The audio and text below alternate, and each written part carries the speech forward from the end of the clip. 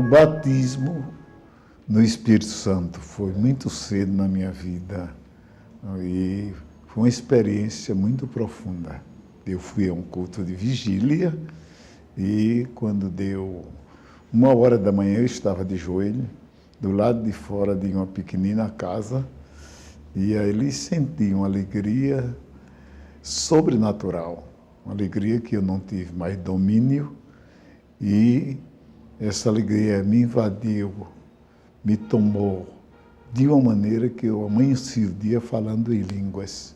Vim para casa, conduzido pelos irmãos, cheguei em casa, aí eu disseram para o pastor Pires, que morava aqui mesmo, ele foi ali na minha casa, que é daqui a 100 metros, e disseram que eu tinha enlouquecido naquela vigília. Aí ele confortou a irmã Ivone, minha esposa, e disse, não, deixa ele falar a língua até parar, que quando ninguém entendia o que eu falava, né? E eu via o povo normalmente, mas não podia falar a nossa língua, o português, mas quando deu assim de 11h30, aquela força sobrenatural se ausentou de mim e eu voltei a falar em línguas, a língua pátria, o português. E isso me deixou um saldo muito positivo.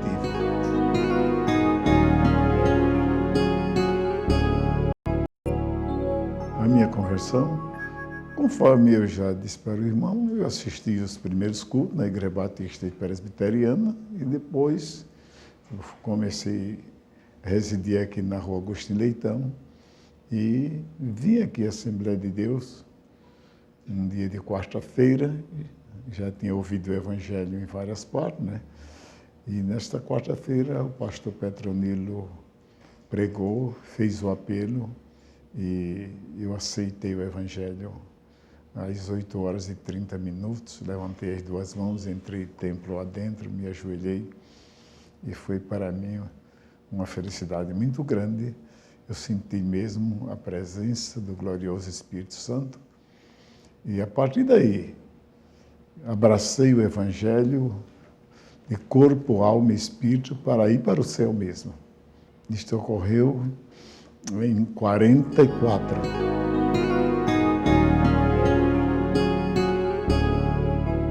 Bem, logo cedo eu abracei o que era para fazer dentro da igreja, não tinha absolutamente medida para fazer isto nem aquilo, e o pastor Pires, né, me aceitou e confiou em mim e começou a me dar a oportunidade e me tornei conhecido da igreja de uma maneira muito objetiva. Todos os irmãos passaram a confiar em mim, consegui um crédito de responsabilidade, de espiritualidade e graças a Deus.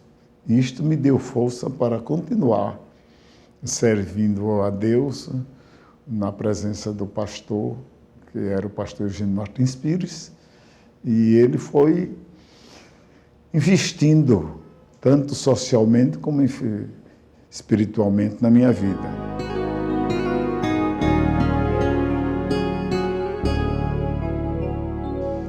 Aí foi justamente quando eu recebi o convite para ir para o campo, mas eu tinha de Deus uma ordem de não aceitar ir para o campo onde tivesse templo evangélico. E Caicó não tinha templo evangélico da Assembleia de Deus e foi para lá que eu fui chamado. E como foi? Eu aceitei.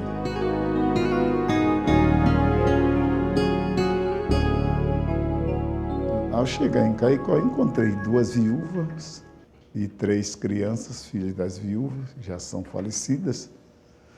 E aí comecei o trabalho.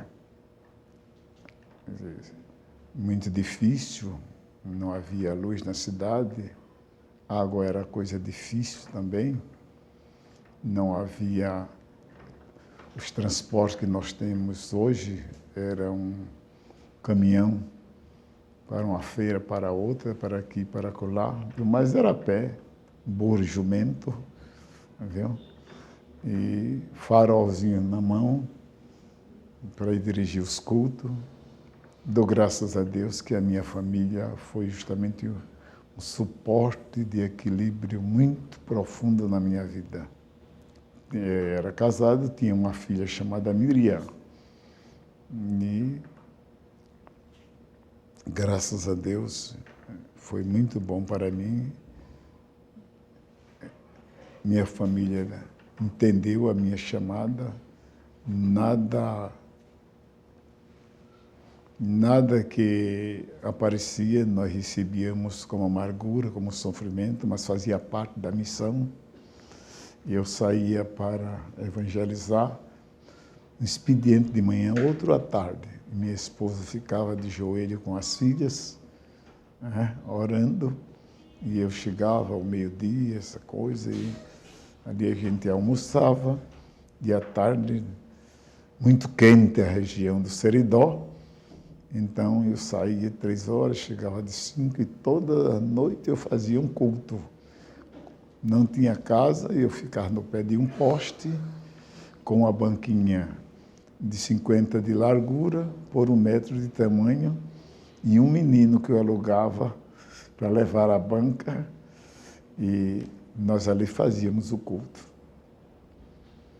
E quando não fazíamos o culto, eu fazia para a minha família. Aí o povo de casa chorava, e sentindo a falta da igreja em Natal, aquele ambiente difícil, né, só para nós.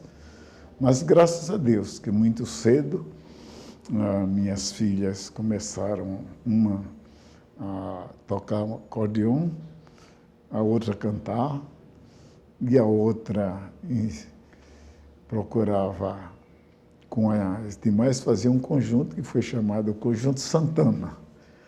E isto era uma novidade para o povo que ia ouvir o culto, né?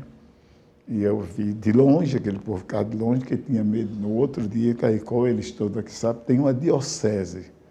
E aí quem fosse visto no culto dos crentes, né, seria denunciado ao bispo, ao Alfredo Gugel, que era de lá. E isso fez com que muita gente não nos deixasse falar o evangelho na porta dele. Então era um poste, era uma esquina distante da casa, ficava no meio da avenida, media para lá e para cá e ficava no centro. Mas uma experiência marcante na minha vida é que quando eu estava chegando aqui, ali e acolá, tinha um homem muito temível na cidade chamado Manuel Dário, pistoleiro de fama, conhecido mesmo. E ele ficava de lado, e era um homem temível. Ninguém tinha coragem de bater em mim, nem me apedrejar, porque ele tomava frente, tomava as dores. E era aquela pessoa que, religiosamente, ele estava no culto para assistir comigo. Quando eu ia, terminando, também ele ia saindo, não me dava a oportunidade de conversar muito com ele. Nunca ouvi isso. Mas assim começamos o trabalho e já no 2º ano iniciamos a construção de um templo, pela graça de Deus, e este templo foi motivo de muito contentamento para a família, contentamento para a Igreja de Natal, as notícias chegavam, e tivemos a visita de Natal através do nosso presbítero, o irmão Nelson Bezerril. E ele foi a Caicó, levou uma caravana muito grande, aí foi quando nós fizemos o primeiro batismo, João Batista foi, e aí tivemos a presença do desembargador, né, que era aposentado, tivemos a presença do senhor Manuel Torres, que era deputado, e aí a coisa foi se aproximando, aí eu me aproximei do prefeito, doutor Milton Ribeiro Dantas, e a maçonaria tomou conta de que nós tínhamos uma pequenina escola e me levaram lá, me deram o prédio para abrir uma escola, aí eu abri uma escolinha primária, né? E isto foi justamente uma porta aberta para que minha filha começasse a ensinar, a minha Miriam, a Marli, e a maçonaria nos deu o prédio, e eu comprei máquina, fazia com que as irmãs costurassem, mandava os meninos vender na feira, e o lucro a gente dividia com as irmãs, e o capital comprava outro material para trabalhar, e isto foi uma maravilha, um desenvolvimento muito grande. Aí eu fui ficando conhecido, aí teve o doutor José Gugel, que me apoiou, e nós fomos abrir o trabalho noutra cidade, vizinha, Caicó, São Fernando. Abrimos trabalhos em São Fernando, também com muita dificuldade.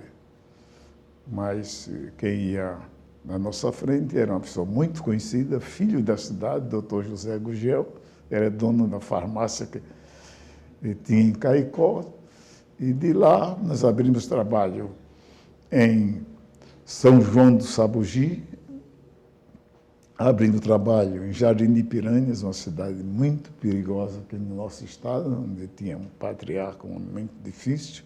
Lá eu sofri uma tentativa muito forte, uma pessoa da família dele quis me matar. E isto foi ele mesmo quem confessou.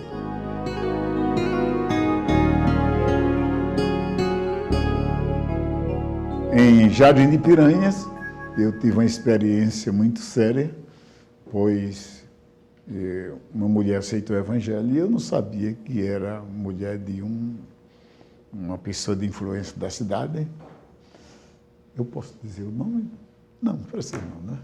Uma pessoa de influência da cidade, e ele, não entendendo porque ela aceitou o evangelho, que foi justamente uma chamada da parte de Deus, ele combinou com aquela pessoa chamada pistoleiro, que o assistia diariamente, noturnamente, e disse para ele: aquele camarada está aqui nos insultando, e aí agora invadindo a minha casa, não é? Fazer aquele trabalho lá na minha casa.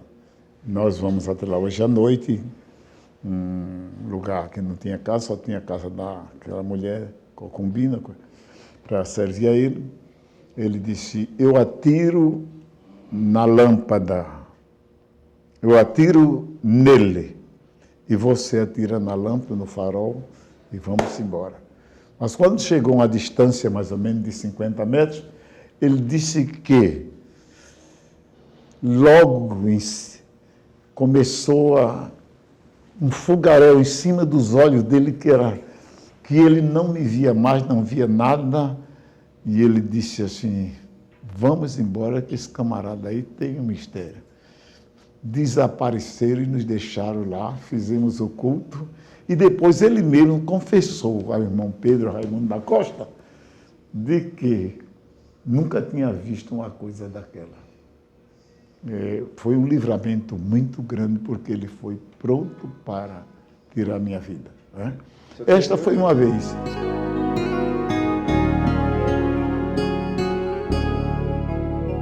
Esse foi o Abílio. Então, o Abílio me perseguia da boca da noite até o amanhecer do dia, às 4 horas da manhã. Quando ele foi abrir a porta, né, eu estava com o rosto em terra, e irmã Zumira ao lado dele pedindo: não me dê, não faça isso, não faça isso, não faça isso. E quando ele sentiu, não sei lá o que ele sentiu, caiu de uma vez, o farol da casa dele caiu também, e ele morreu ali instantaneamente.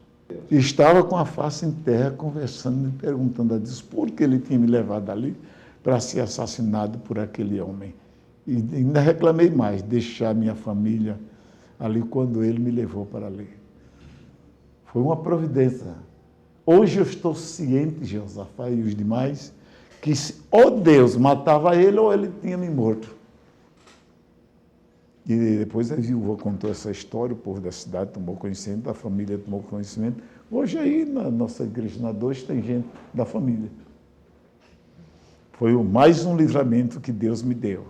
Consequentemente, um livramento na Ridinha, um livramento em Jardim de Piranhas e um livramento em Caicó. E na Redinhas foi o... João Eusébio. aqui com a faca na peixeira. Isto foi de dia, às 4 horas da tarde, em um culto ar livre. Um culto ar livre. João Eusébio ainda hoje é vivo, aos 92 anos de idade.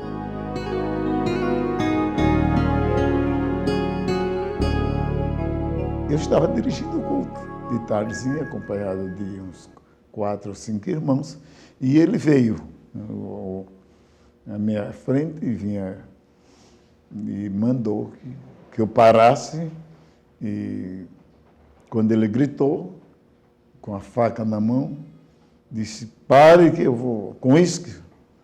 E parte de lá para cá, eu disse para ele: dê-me a faca. E quando ele ajoelhou, caiu, e eu fui perto dele. Tomei a faca e ali eu orei por ele com todos os irmãos ali. Foi muito choro, muitas lágrimas e ali. Ainda hoje ele vive ali na Redinha, e o João Eusébio. Outro dia Armando me levou lá para falar com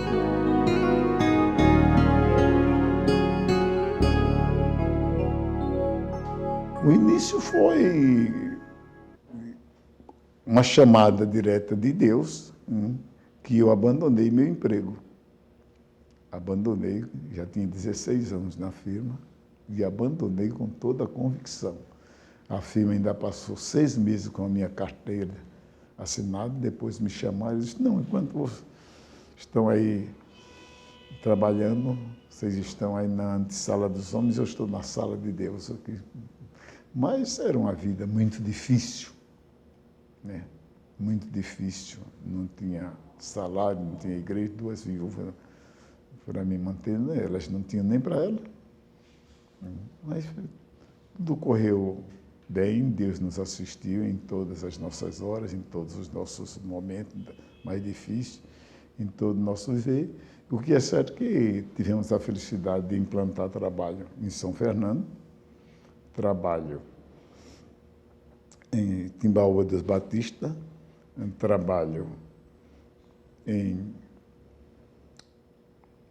Jardim de Piranhas, trabalho em Serra Negra, trabalho em Timbaúba dos Batista, trabalho em Ipueira, trabalho em Parelhas, trabalho na Serra do Equador, na Serra de Santana, em Ouro Branco, e ainda viemos a Acari.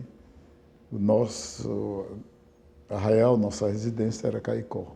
Ainda hoje tem trabalho, cada um sustentado pelo seu próprio obreiro, isto é, pela sua própria igreja. Graças a Deus. Graças a Deus. Abrimos trabalho no Paraguai, depois a igreja. Mas aí já é outra etapa. Mas posso entrar? Sim. Então vim para Parnamirim, de Caicó, vim para Parnamirim. Por uma chamada também de Deus. O pastor Francisco Taveira, você conheceu? Muito bem. Pensou em entregar o trabalho e o Senhor falou para ele: olha, esse trabalho você entrega a Raimundo. Ele disse que ouviu isto e alguém quis mandar para lá outra pessoa. Ele tinha certeza que só tinha que entregar a mim o trabalho. Entregou para Parnamirim.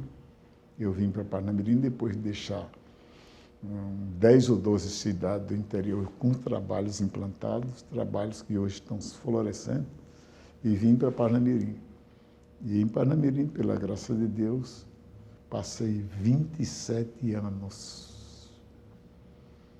Lá nós tivemos a felicidade de construir cerca de templos e casas pastorais, um número de mais de 50, onde está hoje o pastor Elinaldo Renovato de Lima. E a igreja de Parnamirim me deu a oportunidade de ir ao Paraguai. Fui ao Paraguai sozinho, ensinado por um irmão de São Paulo.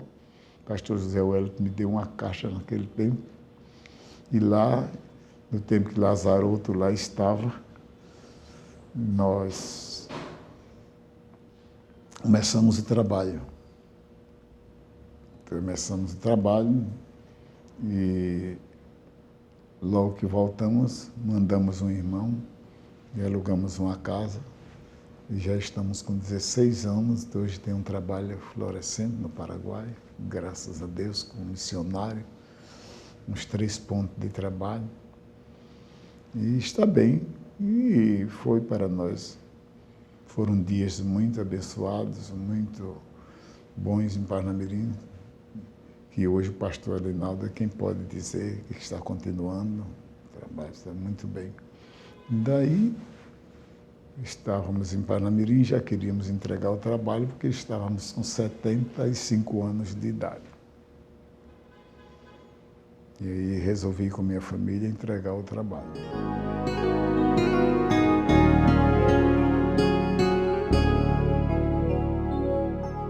É que Deus tem andado comigo e não tenho dúvida na minha trajetória evangélica. Deus tem andado comigo. Haja visto essa experiência que eu estou passando para o senhor agora, é que quando eu estava aos 75 anos, que ia entregar o trabalho, Deus me falou com muita clareza, diante de talvez uns 20 pastores. Raimundo, isto em alto e bom som, talvez umas 1.500 pessoas nos ouvindo. O que eu te prometi, eu vou te entregar. O pastor daqui faleceu e eles foram me buscar em Parnamirim para vir para cá. O que eu nunca pensei, o que eu nunca tinha em mente, dado justamente a minha pobreza, dado a minha falta de conhecimentos técnicos. E nunca pensei de ser pastor de Natal. E naquela hora, fiquei pensando o que era. Foi quando houve o desenlace do pastor João Gomes. E eu vim para Natal, já completei 6 anos aqui em Natal. De maneira que estou muito agradecido a Deus porque Ele tem andado. Agora daqui só sairei com a ordem dEle.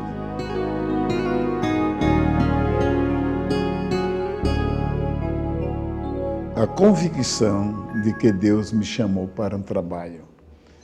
E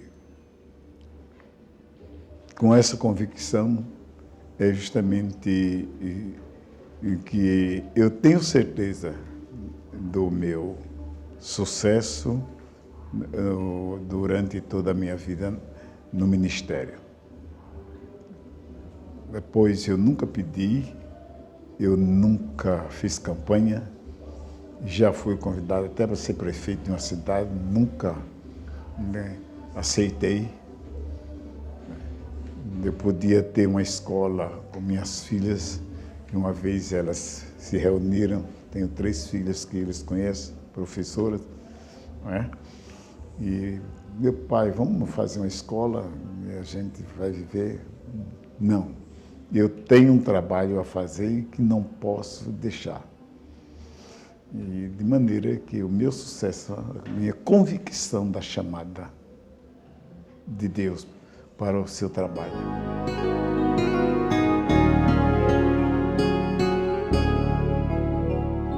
A obediência à palavra de Deus. Eu tenho que obedecer como o primordial na minha vida. As minhas falhas, as minhas impurezas, as minhas fraquezas, as minhas omissões. Mesmo assim, eu me sinto perto de Deus, procurando obedecê-lo até quando puder. E não me sinto culpado disto ou daquilo, me sinto sempre ouvindo ao meu Senhor.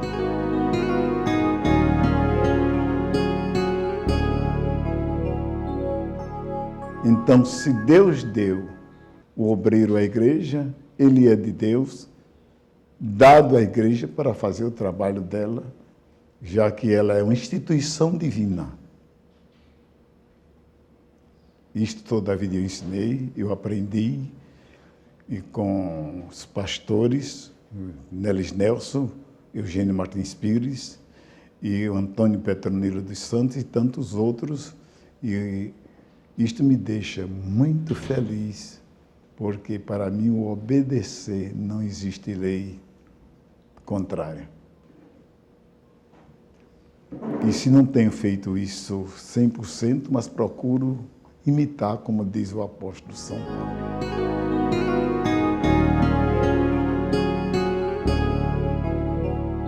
Primeiro, eles eram homens que se desprenderam de tudo. Os que eu conheci se desprenderam de tudo para ficar inteiramente à disposição de Deus. O pastor Eugênio Martins Pires era contador com muita segurança e um homem muito benquisto, deixou tudo e veio para dirigir um trabalho, ainda que era presbítero, e foi assumir o trabalho.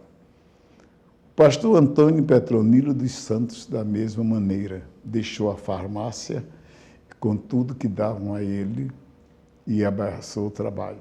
José Amaro Recife também. Antônio Rego Barros. Não havia absolutamente ambição de pastor por mais um emprego, por mais um complemento na vida ministerial. Ele se contentava com aquilo que Deus lhe dava. E de maneira que hoje há muitos obreiros que não têm mais essa convicção.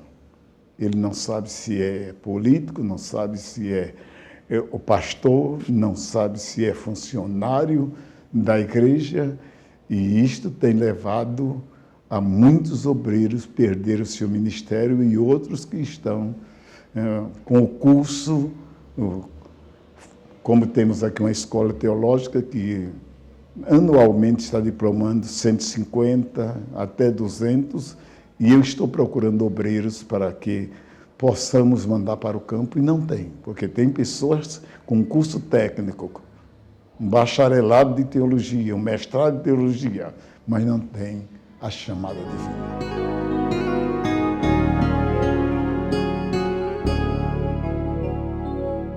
A melhor impressão, mais do que a impressão, uma convicção de que eles trabalharam para o Senhor Jesus Cristo.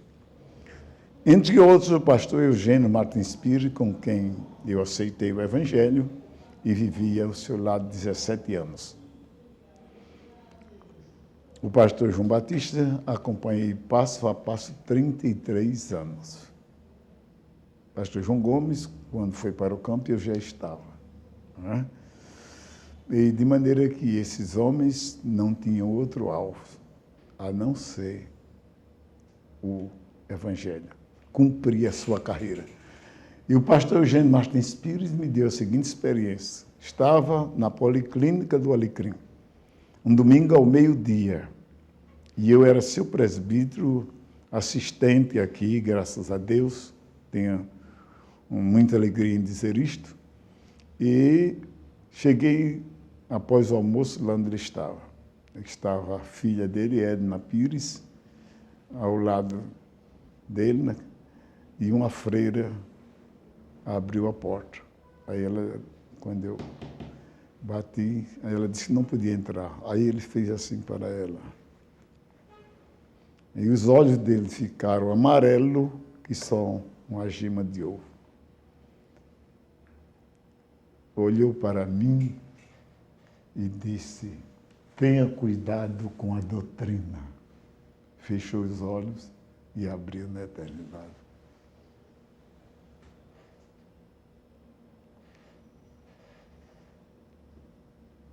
Foi um homem que pagou um preço muito sério aqui dentro, muito sério, quando ele passou para a eternidade. Fui eu quem tomei a chave na mão